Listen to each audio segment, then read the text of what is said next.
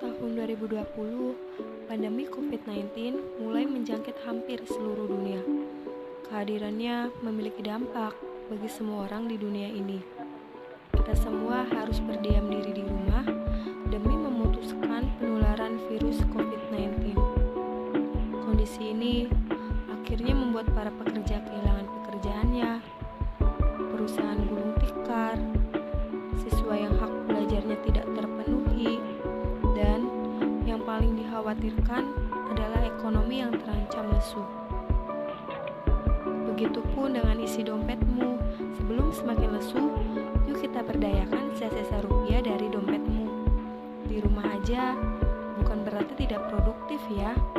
Dengan di rumah aja kita bisa memanfaatkan smartphone atau gadget. Pundi-pundi rupiah pun bisa mengalir deras mengisi isi dompetmu yang lesu. Ada beberapa bisnis atau usaha yang bisa dilakukan di masa pandemi ini loh, yaitu pertama, yaitu dropshipper. Bisnis ini bisa dijalankan dengan modal yang kecil, bahkan 0 rupiah. Dropshipper hanya sebagai perantara, sehingga tidak memerlukan modal untuk membeli barang.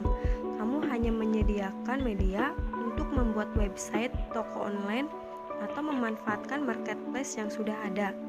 Dalam menjalankan bisnis ini, kamu tidak terikat waktu, semuanya fleksibel.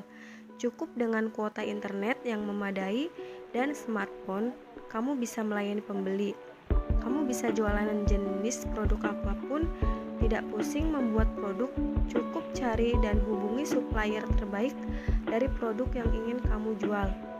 Selain itu, bisnis ini mudah dijalankan karena dengan dukungan teknologi saat ini, semuanya menjadi mudah dan banyak sekali tools untuk digital marketing yang bisa membantumu untuk mendapatkan lead jualanmu. Yang kedua, jasa pengiriman barang.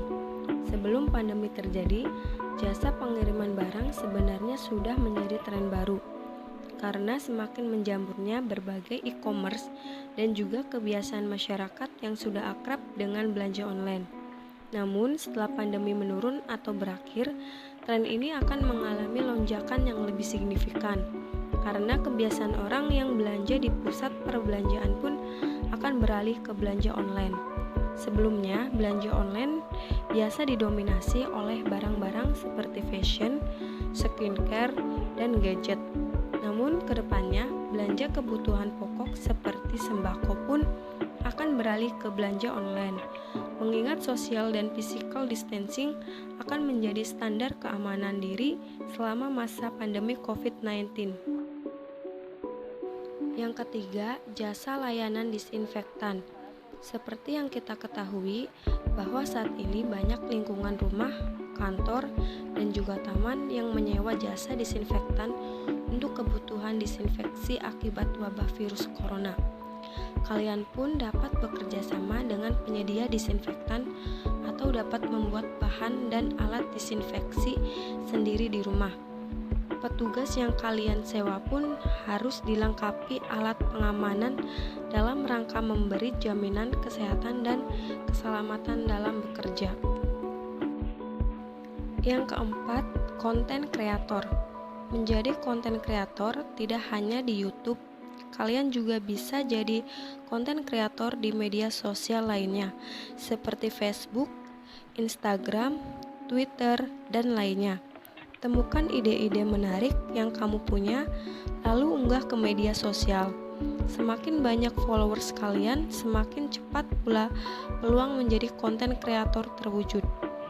Upload secara rutin supaya mendapatkan banyak viewers untuk menarik iklan atau endorse untuk dipasang di konten kalian.